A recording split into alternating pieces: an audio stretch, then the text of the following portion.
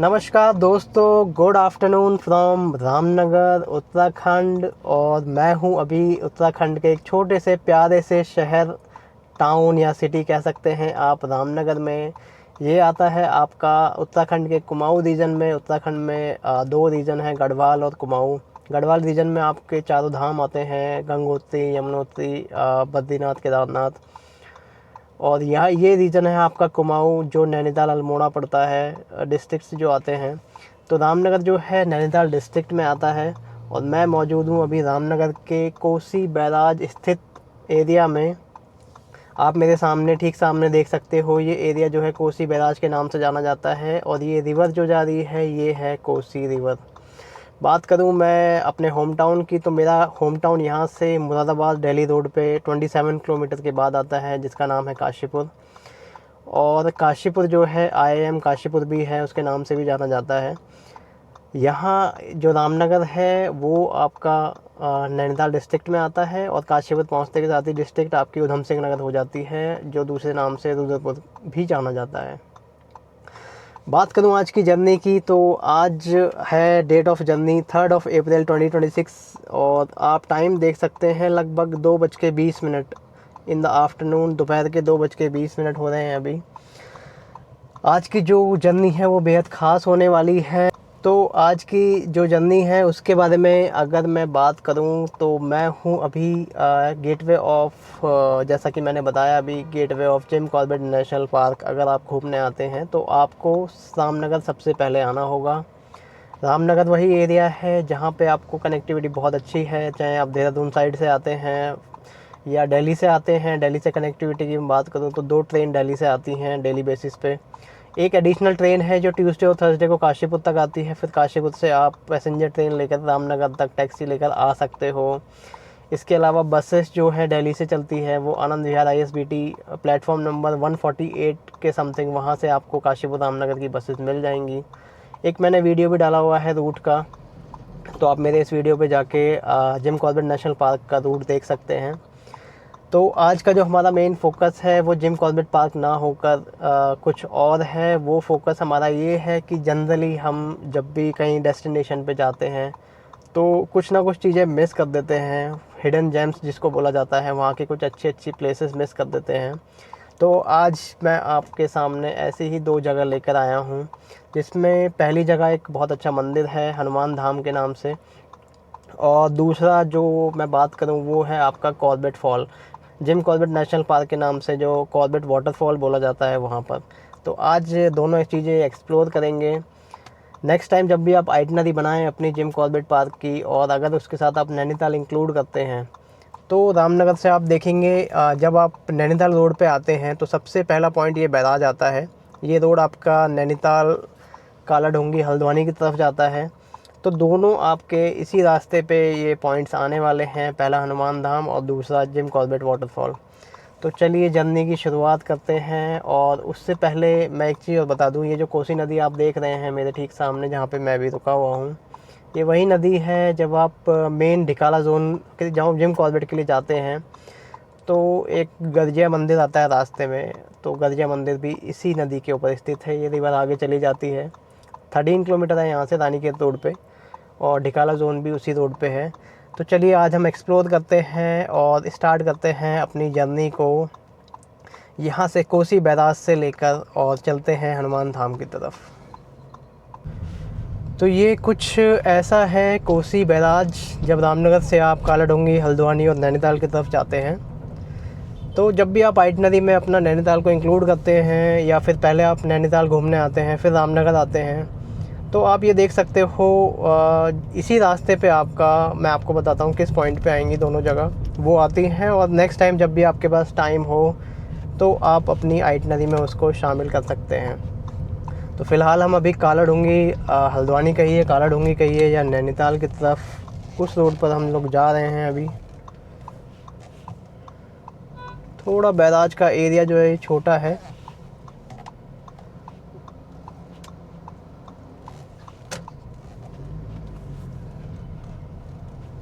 तो कुछ ऐसा दिखता है ये कोसी बैराज।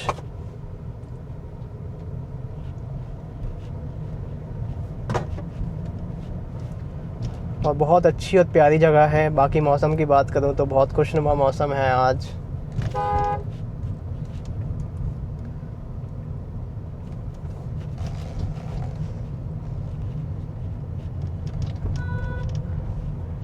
ये देखिए एक और पॉइंट है यहाँ पर, हिडन जेम, एक सीताबनी के नाम से ये रास्ता सीताबनी को चला जाता है। सबसे पहला वीडियो मैंने इसी का बनाया था, वो शायद ठीक से नहीं बन पाया था। यहाँ पर कुछ जंगल की जिम कॉर्बेट की गाड़ियाँ हैं। तो सबसे पहले बात करें हनुमान धाम की, तो हम लोग ये हनुमान जी का बहुत ही फेमस मंदिर है। एक एरिया आएगा 6 किलोमीटर के बाद, एक प्लेस आएगी, जगह आएगी छोई नाम से। सबसे पहले हम लोग वहाँ जाएंगे और वही हनुमान धाम है। तो बस आपको काला डूंगी रोड पूछना है, उनके साथ साथ चलना है। और 6 किलोमीटर के बाद, लगभग 6 से 7 किलोमीटर के बाद सबसे पहला पॉइंट हनुमान धाम आएगा। तो ऐसा नहीं है कि आपको साइड में कहीं जाना पड़ेगा एक्स्ट्रा, ये आपका ऑन रोड ही पड़ेगा, चाहे आप नैनीताल की तरफ जाइए पहले या फिर नैनीताल की तरफ से आइए। तो रामनगर से सिर्फ 6 किलोमीटर की दूरी पे ये मौजूद है। एक चीज़ और मैं आपको बता दूं, ये है आपका काला डूंगी वाला रोड, जैसा कि मैंने अभी आपको बताया है। यहाँ पर है काला डूंगी 30 किलोमीटर, नैनीताल है 61, हल्द्वानी 53 है। आप जब भी काशीपुर की साइड, दिल्ली की साइड से आते हैं तो आप एक एडिशनल रोड बन गया है एक साथ में, यहाँ से निकल के आएंगे इंस्टेड ऑफ सीधे। तो यहाँ से जब आप निकल के आएंगे तो आप बैराज वाला जो एरिया है वो मिस कर सकते हैं। तो आप गूगल की हेल्प ना लेकर लोकल लोगों से पूछ सकते हैं कि हमें बैराज जाना है, अगर आपको बैराज एक बार देखने का मन है। चलिए जर्नी को कंटिन्यू करते हैं और सबसे पहले डेस्टिनेशन पे हम लोग चलते हैं हनुमान धाम की तरफ। तो कुछ ऐसा है जिम कॉर्बेट नेशनल पार्क का नज़ारा। और एक ख़ास बात मैं आपको और बता देना चाहता हूँ, ये लगभग 10 से 15 साल पहले मेरे साथ एक इंसिडेंट हुआ था। मेरी दूसरी गाड़ी थी, तो स्पीड ज़्यादा नहीं थी, 40-50 kmph की स्पीड थी। तो बेसिकली इस रोड को जो है वो जंगल की रोड बोला जाता है। आप इस तरीके से मान सकते हैं कि यहाँ पे वाइल्ड एनिमल्स की प्रायोरिटी पहली होती है, तो आप यहाँ पर ओवर स्पीडिंग बिल्कुल ना करें। तो इंसिडेंट की मैं ये बात कर रहा था कि एक बार सामने से, मतलब कुछ कुत्ते जो हैं, जो डॉग्स होते हैं, स्ट्रीट डॉग्स, वो एक सांभर एक जानवर होता है, वाइल्ड एनिमल, सांभर बोलिए या चीतल बोलिए, तो लगभग उसका साइज़ नील गाय के बराबर होता है, उसके पीछे लगे हुए थे। वो जंगल से निकल के आया और मेरी गाड़ी से सीधा टकरा गया। गाड़ी में काफ़ी नुकसान हुआ था और थोड़ा बहुत इशू भी बन गया था। हालांकि वो बच तो गया, बट वो ना के बराबर था, क्योंकि ये गाड़ी मेरी सिमिलर थी, वॉक्सवैगन की ही गाड़ी थी मेरी दूसरी वाली। उसमें उस टाइम पे बिल उसका बना था 1 लाख अबव बना था बिल उसका। तो आप सोच सकते हैं इम्पैक्ट कितना गंदा होगा। वो ऊपर से कूद के सीधा गाड़ी के ऊपर कूदा था। तो वो बच तो गया था जैसे मैंने बताया आपको, लेकिन वो ना के बराबर ही था कि सब कुछ उसका अंदर से जो बोन्स वगैरह हैं वो टूट वगैरह गए थे, सब कुछ टूट गए थे, बहुत गंदा एक्सीडेंट हुआ था। हालांकि स्पीड मेरी बहुत ही लो थी, ऐसा नहीं कि मैं स्पीड में था, क्योंकि ये रोड वैसी है भी नहीं कि यहाँ पर आप ज़्यादा तेज़ चलाओ। बात करूँ काला डूंगी की, यहाँ से है सिर्फ 28 किलोमीटर। काला डूंगी 28 किलोमीटर है, उससे जस्ट 1 किलोमीटर पहले ही आप नैनीताल के लिए कट ले सकते हैं लेफ़्ट साइड में, और वहाँ से नैनीताल आपका है 34 किलोमीटर। लेकिन अगर आप काला डूंगी की साइड सीधे जाएंगे तो फिर आपको पहले हल्द्वानी जाना पड़ेगा, वहाँ से 22 किलोमीटर, और फिर आप हल्द्वानी से जो नैनीताल का दिल्ली हल्द्वानी वाला हाईवे है वहाँ पे अटैच होंगे, वहाँ से फिर 40 किलोमीटर। तो कुल मिला के अगर आप सीधे हल्द्वानी होकर वाया हल्द्वानी होकर जाएंगे तो आपको 62 किलोमीटर पड़ेगा, नहीं तो कालाडूंगी से नैनीताल सिर्फ 34 किलोमीटर है। तो कुछ ऐसे हैं यहाँ के नज़ारे, एकदम शांत। हालांकि हर टूरिस्ट डेस्टिनेशन पे अब जो है रश बहुत बढ़ गया है, तो आप किसी भी टाइम चले जाइए। बट जनरली क्या होता है कि वीकेंड पे जो है दिल्ली एनसीआर के लिए बहुत पास में डेस्टिनेशन है, जिम कॉर्बेट हो गया, नैनीताल हो गया, या फिर दूसरी साइड वो लोग जाते हैं तो हरिद्वार ऋषिकेश हो गया, तो काफ़ी रश उनकी वजह से बहुत हो जाता है एनसीआर वालों की वजह से। आप वीकडे में मतलब प्रेफर कर सकते हैं आना। और अब हम लगभग छोई के आसपास जो 6 किलोमीटर है सिर्फ कोसी बैराज है रामनगर से, वहाँ तक पहुँच गए हैं। और ऑलमोस्ट हनुमान धाम अब आ चुका है, यहाँ पर बोर्ड भी लगा हुआ है। तो ये मेरे सामने आप देख सकते हैं, हल्द्वानी है 49 किलोमीटर, नैनीताल 57। हनुमान धाम के लिए अब आपको राइट साइड में 1.5 किलोमीटर जाना पड़ेगा। तो कुछ ऐसा है स्ट्रेच 1.5 किलोमीटर का उस रोड से हनुमान धाम के लिए। ज़्यादा 1.5 किलोमीटर कोई ज़्यादा नहीं होता, आप इजीली आ सकते हैं वहाँ से।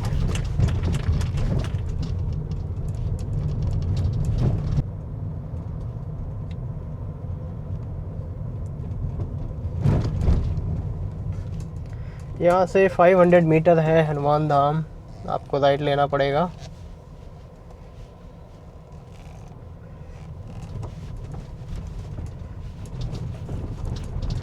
लगभग हम लोग पहुँच गए हैं अब। बहुत ही शानदार नज़ारा है, बहुत ही सुकून भरा। आप जंगल के बीच में से निकलते हैं, चारों तरफ हरियाली, पेड़ ही पेड़। थोड़ा एक अलग अंदाज़ा होता है अगर आप किसी बिज़ी लाइफ में हैं और घूमने का प्लान करते हैं, तो ट्रैवलिंग में मज़ा तो बहुत आता है। तो फर्स्ट इम्प्रेशन कुछ ऐसा है हनुमान धाम का, अगर आप देखेंगे बहुत ही प्यारा मंदिर बना हुआ है।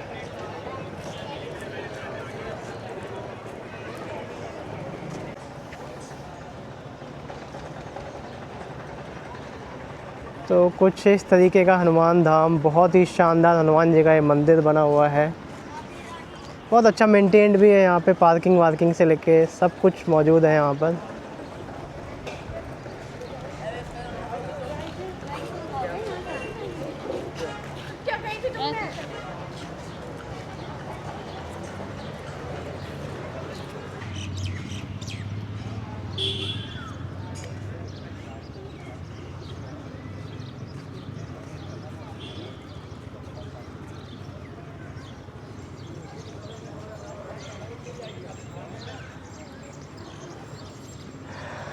तो चलो अंदर चल के देखते हैं इस मंदिर को। हालांकि अंदर का तो मैं आपको नहीं दिखा सकता क्योंकि मंदिर है ऑब्वियसली, तो ये वीडियो बनाना सही नहीं रहेगा। बाकी आप मंदिर के बाहर के नज़ारे देख सकते हो, कितना खूबसूरत और कितना प्यारा बना हुआ है। आप अपनी आइटनरी में इसको नेक्स्ट टाइम शामिल कर सकते हो। ज़्यादा दूर नहीं है, मेन रोड से सिर्फ 1.5 किलोमीटर ही अंदर आना पड़ेगा आपको, लेकिन यहाँ आके बहुत अच्छा लगेगा।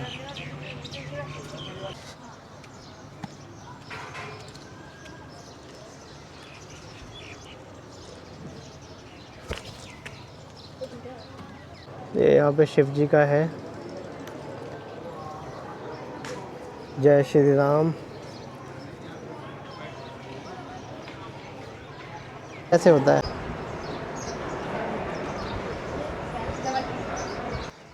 तो ये है कुछ मंदिर का पीछे का हिस्सा, और ये है सामने मेरे दुर्गा मंदिर, दुर्गा माता का। तो जैसा मैंने कहा था, अंदर का दिखाना बिल्कुल भी अलाउड भी नहीं है और अनएथिकल है, कम्प्लीटली अनएथिकल। मंदिर के लिए तो बिल्कुल ऐसा नहीं करना। बाकी पर्सनल ऑब्जर्वेशन के हिसाब से मैं बोलूँ तो आप लोगों का दिल खुश हो जाएगा अगर इस वाली जगह पर आप एक बार ज़रूर आते हैं। तो ऐसा भी नहीं है कि आपको कुछ एक्स्ट्रा ऑर्डिनरी चलना पड़ेगा।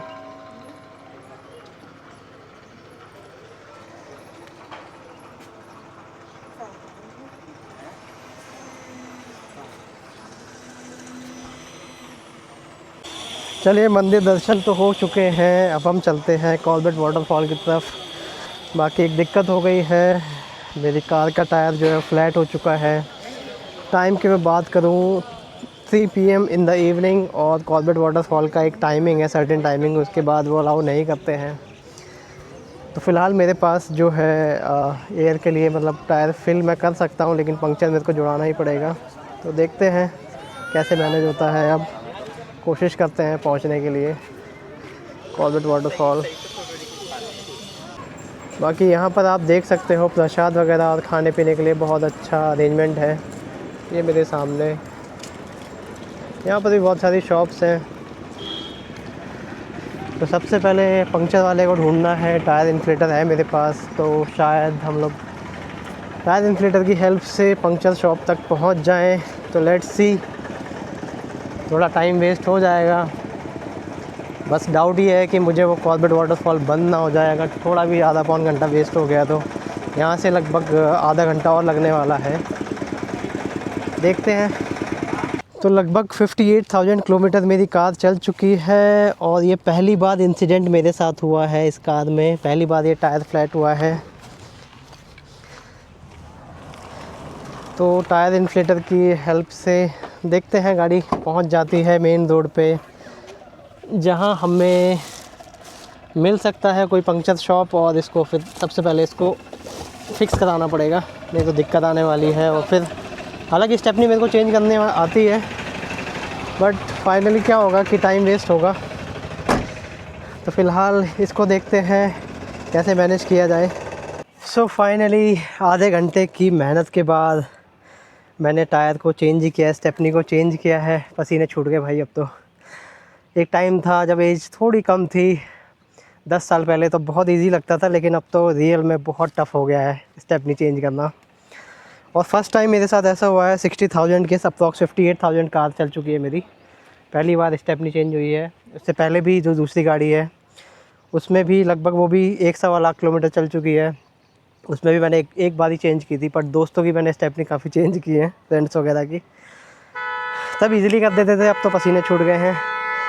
बाकी बात करूँ, मैं घर के नज़दीक हूँ। मेरा होम टाउन जैसे मैंने बताया था काशीपुर है, तो उसके हिसाब से कॉन्फिडेंस थोड़ा बना रहता है अपने घर के पास। अगर ये सब चीज़ें हों तो कोई दिक्कत नहीं लगती।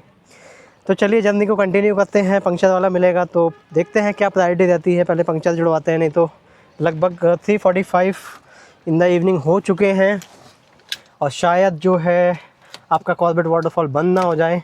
वो यहाँ से लगभग 25 किलोमीटर और है। कोशिश करते हैं वहाँ तक पहुँचने की, और उसके बाद फिर पंक्चर का काम करवाएंगे जब ये वीडियो कंप्लीट कर लूँगा। तो चलिए बने रहिए इस वीडियो में मेरे साथ। बहुत मेहनत लगती है भाई। रास्ता थोड़ा सा पत्थर वाला है, शायद उसी की वजह से कट बहुत बड़ा लगा। इन्फ्लेटर की हेल्प से कोशिश की थी, बट कंटिन्यूसली क्या हो रहा था कि हवा जो है वो लीक कर रही थी। इधर से हवा फिल हो रही थी और लीकेज कंटिन्यूसली चल रहा था बार बार। तो मुझे लग नहीं रहा था कि ये मतलब फिल भी हो पाएगा और पंक्चर शॉप तक पहुंच जाएगी। तो ऑप्शन कुछ बचा नहीं था स्टेपनी चेंज करने के अलावा। बाकी की बात करूं मैं इस गाड़ी की, तो इसमें बिल्कुल भी पंक्चर का एहसास नहीं कराया, बिल्कुल कि पंक्चर हो गया है। हालांकि सिग्नल ज़रूर देती है कि प्रेशर कम हो गया है, बट उसको मैं जनरली इग्नोर करता हूं कि प्रेशर कम हो गया तो देखता हूं अगर आगे कोई मिलता है तो चलते चलते वहाँ फिल करा लेंगे। इस तरीके से मैं सोच के चलता हूँ। बट पता ही नहीं चला कि पंक्चर हो गया। जब मैंने ब्रेक लगाया तो हार्डली एक आधा किलोमीटर मैंने चलाई होगी। कट गहरा है, तो देखते हैं पंक्चर भी जुड़ेगा या नया टायर ही लेना पड़ेगा, क्योंकि 58,000 अभी तक चल चुका है टायर। तो लेट्स सी।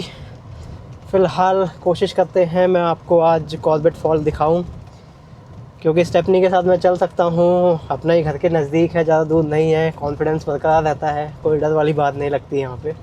कहीं और जाते हैं तो ज़रूर लगता है कि पहले अपनी प्रायोरिटी को देखो, क्योंकि कॉर्बेट फॉल भी क्या है जल्दी बंद हो जाएगा। तो चलिए बने रहिए आप मेरे साथ इस वीडियो में। तो वापस हम काला डूंगी वाले रोड पे आ चुके हैं।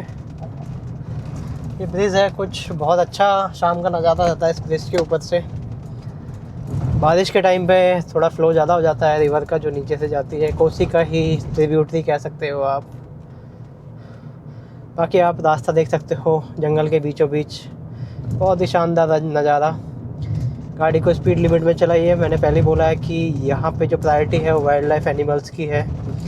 जैसे कि मैंने अपनी एक स्टोरी बताई थी कि एक नीलगाय टाइप जानवर होता है, वाइल्ड एनिमल, सांभर इतना बड़ा होता है, वो गाड़ी के सामने मेरे टकराया था आज से 10-11 साल पहले। काफ़ी नुकसान कर दिया था उसने, और लेटर ऑन में भी शायद वो बचा ना हो, बट उस टाइम पे उसके हड्डियाँ वगैरह काफ़ी टूट गई थी, काफ़ी कुछ आया था, मतलब हो जाते हैं इशू रास्ते में चलते हुए, कुछ नहीं कह सकते। कभी मैं ये नहीं बोलता कि आज का मेरा दिन ख़राब है इसलिए पंक्चर हुआ है या कुछ भी है, थोड़ा आधा घंटा मेरा वेस्ट हो गया, नथिंग। सिंपल पॉजिटिव एटीट्यूड लेके चलो, रोड्स पे चल रहे हो, कभी ना कभी कुछ ना कुछ दिक्कतें आ ही सकती हैं आपके साथ, तो हैंडल करना आना चाहिए, बस घबराना नहीं है। तो चलिए बने रहिए, और हम निकल रहे हैं यहाँ से कॉर्बेट वाटरफॉल की तरफ, और काला डूंगी से जस्ट 5 से 6 किलोमीटर पहले रहता है कॉर्बेट वाटरफॉल आता है।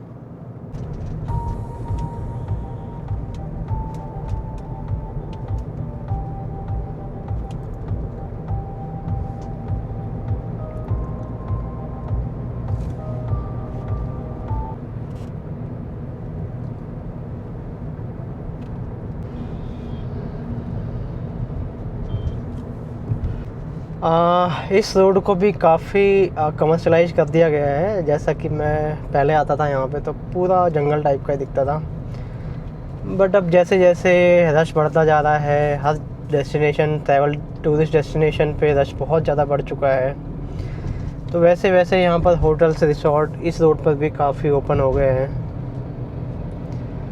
पॉपुलेशन बढ़ रही है तो जायज़ सी बात है, तो उसका फ़ायदा कुछ लोग तो उठाएंगे ही।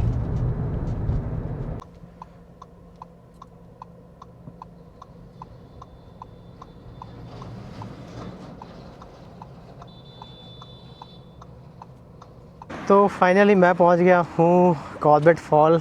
आप इस तरीके से देख सकते हो, कुछ ऐसा है कॉर्बेट फॉल।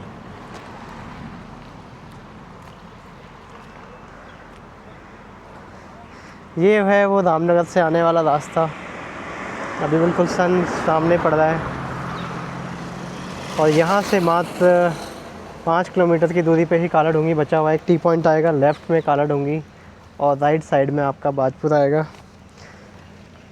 बट अनफॉर्चुनेटली हम लोग थोड़ा सा लेट हो गए हैं, शायद पंक्चर की वजह से। 4 बजे क्लोज़ हो जाता है, वहाँ से आने में आधा घंटा लगा है। ये कम्प्लीटली क्लोज़ हो चुका है फ़िलहाल। मैं थोड़ा अंदर आके दिखाता हूँ आपको। तो कुछ ऐसा है इसका अंदर का नज़ारा, बहुत ही सुंदर बना हुआ है वाटरफॉल। बट 3:30 हमें उसी टाइम बच गए थे। टाइम का मेरे को आइडिया नहीं था, क्योंकि काफ़ी दिनों के बाद मैं यहाँ पर आया हूँ, तो टाइम का अंदाज़ा नहीं था कि इसका क्लोजिंग टाइम क्या है। 3:30 मुझे वहीं बच गए थे, और अभी आधा घंटा वहाँ से लगभग लगता ही है। मुझे अच्छे से याद है कि जब हम आज से 20 साल पहले, जब स्कूल टाइम में हम लोग आते थे, तो ये बिल्कुल फ्री हुआ करता था एंट्री वगैरह। अब इसकी एंट्री फ़ीस हो गई है कुछ 50 रुपीज़ पर पर्सन, और 100 रुपीज़ आप देख सकते हो कार का एंट्री फ़ीस हो चुकी है। क्योंकि बीच में क्या हुआ था, हम लोग देखते थे यहाँ पे कॉर्बेट फॉल में कि कुछ लोग आते थे, कुछ असामाजिक तत्व, कुछ बेकार लोग आते थे यहाँ पे, ड्रिंक्स वगैरह करते थे, बोतलें फोड़ते थे, जो बिल्कुल भी सही नहीं था। तो अभी मैंने उनसे भैया से पूछा है, फिर ये एंट्री फ़ीस लगी है उसके बाद, तो मैंने पूछा है कि एंट्री दे देंगे क्या, क्योंकि यहाँ से भी हमें अंदर इस रोड पे 2 किलोमीटर अंदर की तरफ जाना है कॉर्बेट फॉल के लिए। वो आप थोड़ा सा पानी वाला हिस्सा देख सकते हो। बट यहाँ पे क्या है कि जंगली जानवर, जो वाइल्ड एनिमल्स होते हैं, उनका ख़तरा बढ़ जाता है, इसलिए ये लोग इसको बंद कर देते हैं। बट जैसा कि मैंने बोला आपको कि सिर्फ मात्र ऑन रोड पे ही है ये, आप चलते चलते ही इसको मिस कर सकते हो अगर आपको आइडिया नहीं है तो। और हार्डली 1 घंटा आप निकाल सकते हो यहाँ के लिए, अंदर जाके कार अंदर तक मतलब गाड़ी चली जाती है, और फिर आप वाटरफॉल के नीचे बैठ सकते हो। पहले नहाने का भी था, तो अभी का मैं कुछ कह नहीं सकता।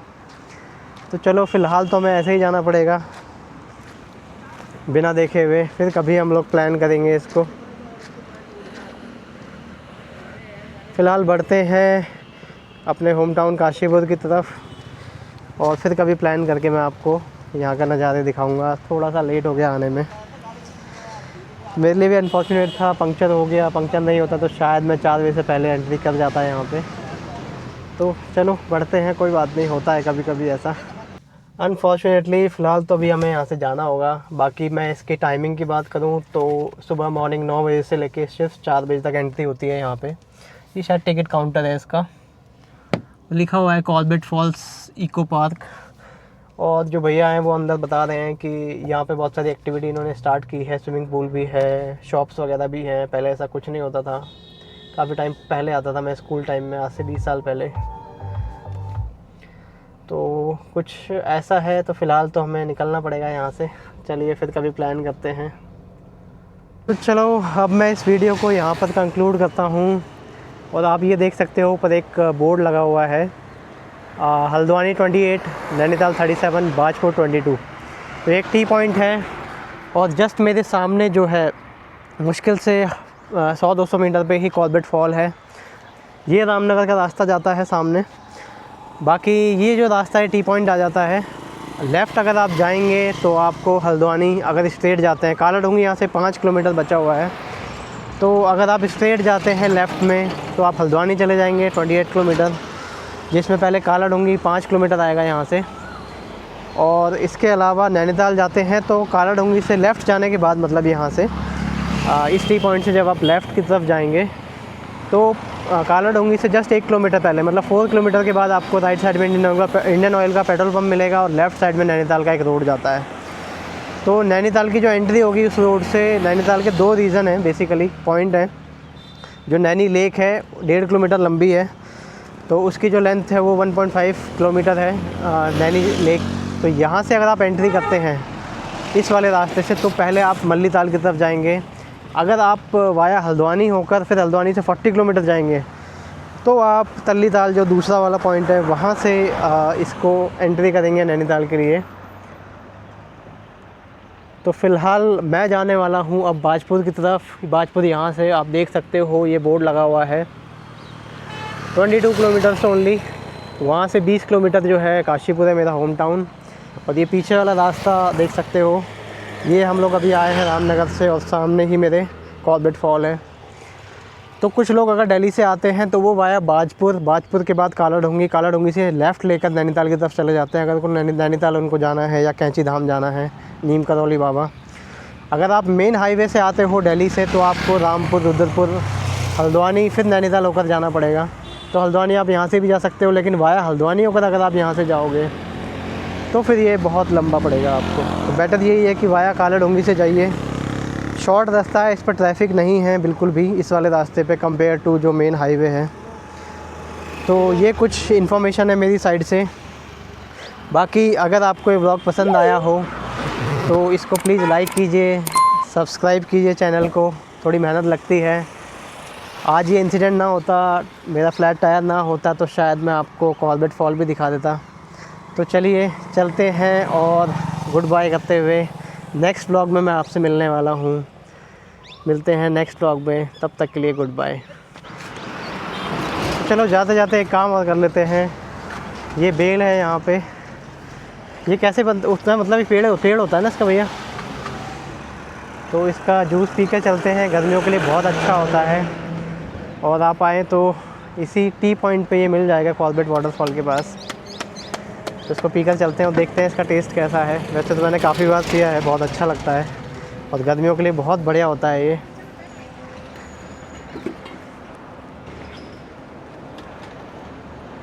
ये वो टी पॉइंट है, हल्द्वानी 28, नैनीताल 37 लेफ़्ट साइड में दोनों। और 4 किलोमीटर के बाद फिर आप लेफ़्ट में नैनीताल की तरफ जा सकते हैं, जिसकी एंट्री आप मल्ली ताल से ले सकते हैं। अगर 40 में 30 वाला जूस दे दो आपको, ठीक नहीं है ना? अच्छा नहीं 30 की है मैंने, 30 और 40 वाला है। तो कुछ इस तरीके से बनता है ये आप फ्रूट देख सकते हो। और इस तरीके से नेचुरल प्रोसेस के थ्रू इसको मैनुअली बनाया जाता है। तो ये बहुत अच्छा होता है। वैसे तो समर्स के लिए बहुत अच्छा फ्रूट होता है और उसका जूस बहुत बढ़िया लगता है डिहाइड्रेशन वगैरह के लिए, और मेडिसिनल प्रॉपर्टीज़ भी काफ़ी अच्छी होती हैं। तो चलो एक बार टेस्ट करते हैं और फिर निकलते हैं अपने होम टाउन की तरफ गुड बाय के साथ। तो वाकई टेस्ट बहुत लाजवाब एज यूजुअल। मे भी सब लोगों को अच्छा ना लगे, बट एक बार ज़रूर ट्राई कीजिए आप। इस मतलब एक सिप तो ट्राई कर ही सकते हैं, अच्छा लगेगा तो वाकई बनवा सकते हैं। बहुत अच्छा टेस्ट है, मतलब मुझे तो बहुत अच्छा लगता है। चलो फ़िलहाल काशीपुर में क्या है, एक अप्रैल में नवरात्र के टाइम पे, नवरात्र इस बार थोड़ा जल्दी आए, तो एक मेला लगता है, चैती मेला बहुत फेमस है, जो पूरे अप्रैल तक चलता है। काफ़ी बड़ा मेला लगता है, तो काफ़ी सालों से लगता हुआ आ रहा है। तो आज वहाँ पे भी जाने का प्लान है। तो फ़िलहाल बिना देरी करते हुए हम लोग निकलते हैं। और प्लीज़ यार चैनल को सब्सक्राइब और वीडियो को लाइक कर देना, बहुत मेहनत लगती है। थैंक यू, फिर मिलेंगे।